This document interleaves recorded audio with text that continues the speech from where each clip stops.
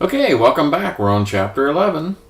And Chapter 11 is all about knowledge management, which is the very, very top of the information pyramid. Let's go over the objectives like we always do. So the objectives are, discuss the difference between data, information, and knowledge. We kind of talked about this before, but instead of just having data and information, we have this third category called knowledge. Describe the role of the chief knowledge operator if your organization has some of those things. List some of the tools and techniques. Describe the term artificial intelligence. And no, we're not talking about the movie by that name.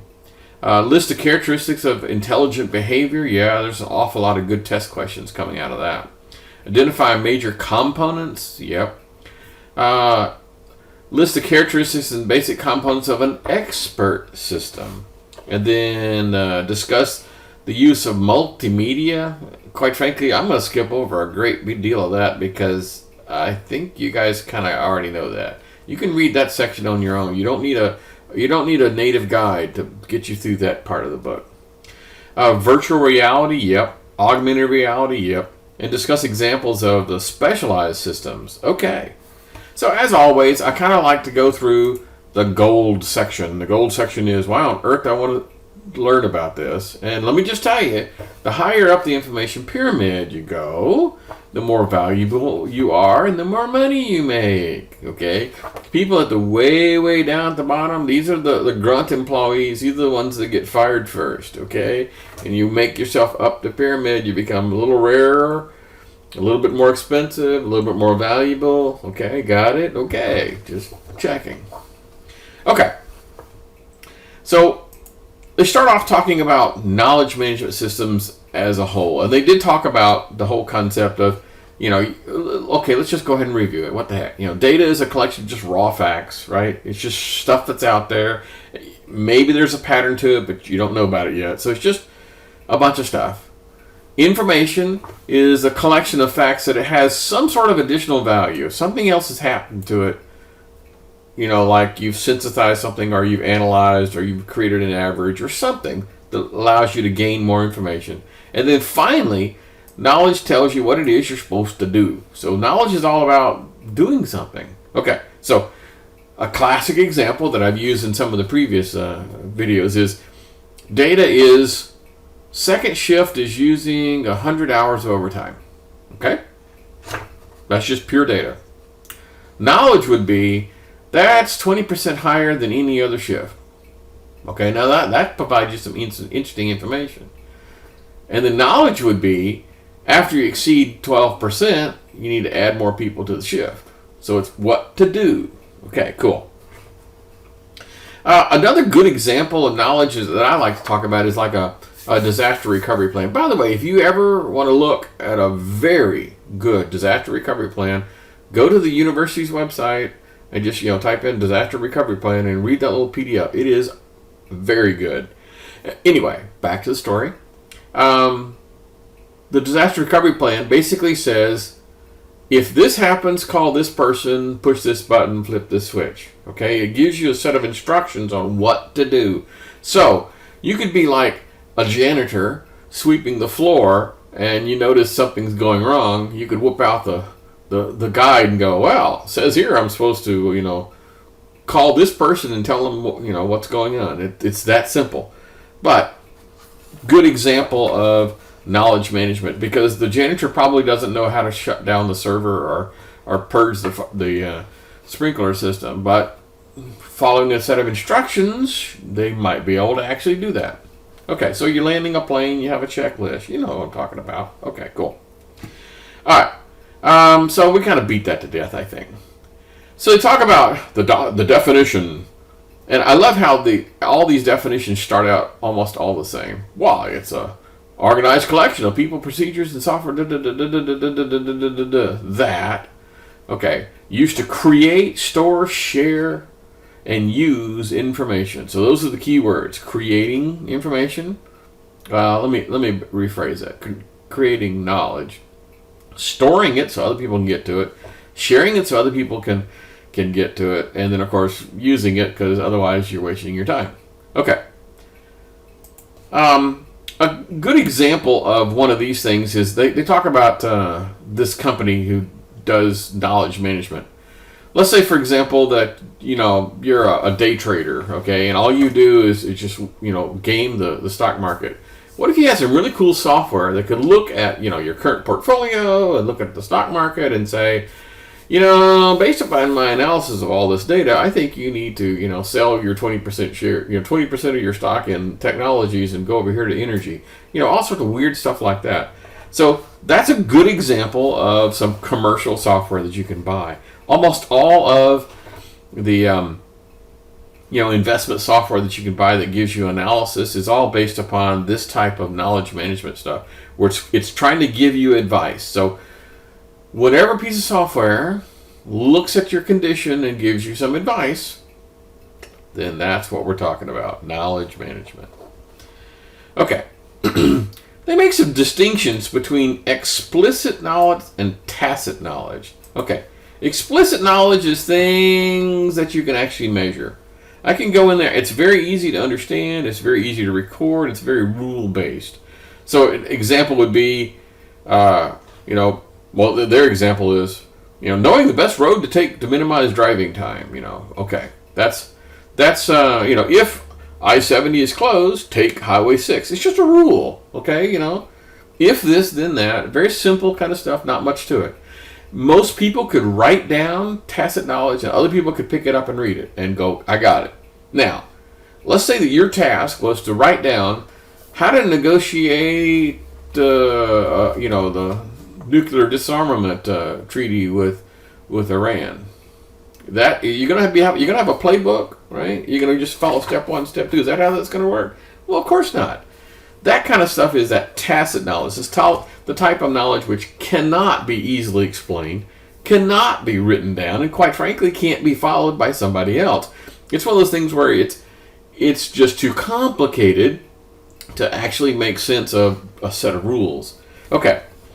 So I'm trying to negotiate a price from a vendor. He's trying to sell me my raw material, and his prices are going up, and I want to negotiate with him. I'm not going to follow a rule book. Okay. Now, there are companies that attempt to do this. They'll look at that and say, well, here's the rules that you ought to be following.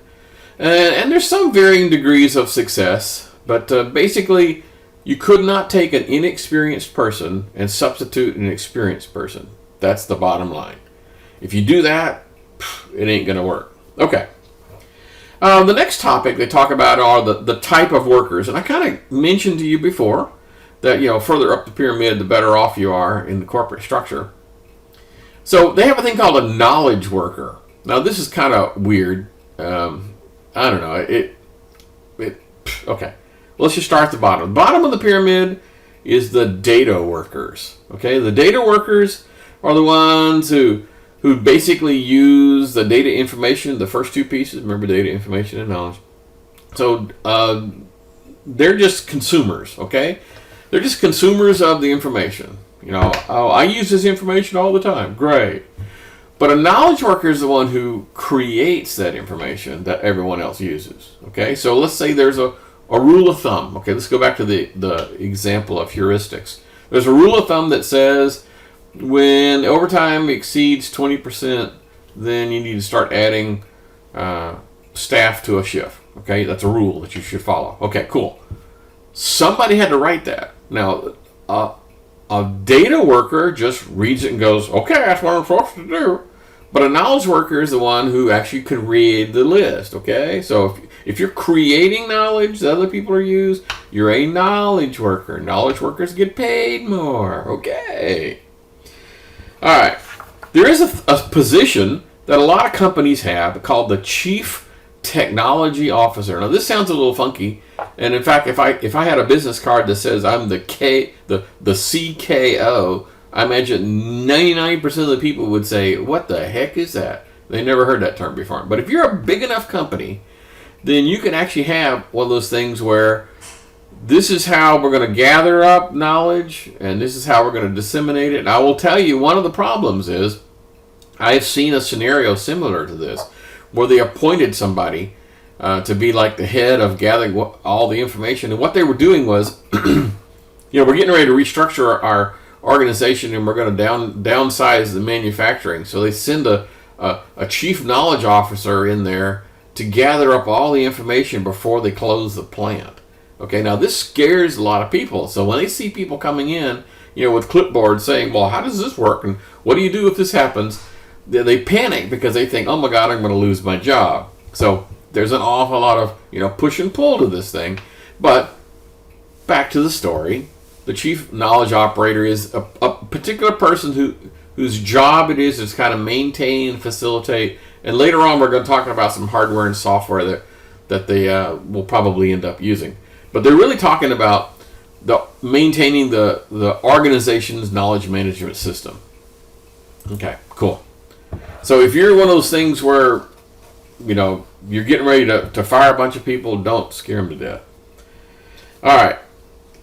Communities of practice. So a lot of organizations have a gathering, and they just get like-minded people together and they start talking. I recall, for example, I went to a Microsoft conference one time, and the topic was SharePoint services. And so we listened to the Microsoft presentation, all of us nodded our head, and then afterwards we started talking among ourselves. And we were saying, well, what happens when you do this and what happens when you do that? And trust me, I learned more from talking to other practitioners using SharePoint than I ever did from the presentation from Microsoft.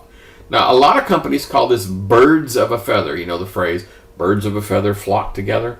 So birds of a feather means you get all the people who are using this one piece of software, all the people using the one piece of equipment, and you get them together occasionally and allow them to talk.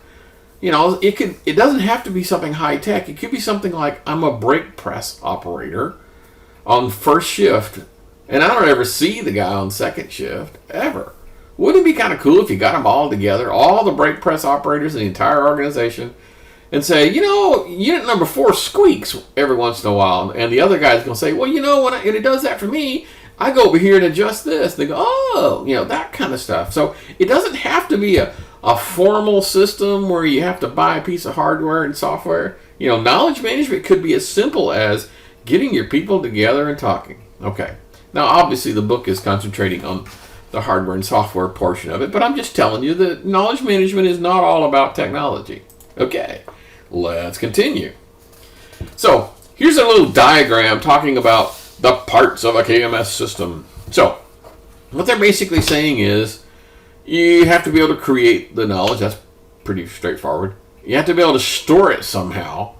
And then you have to be able to have it shared among other people. And, of course, you've got to be able to use it. And this kind of makes sense. Now, there are a couple things in here. Let's say, for example, that you're a food manufacturer and you've got this down pat.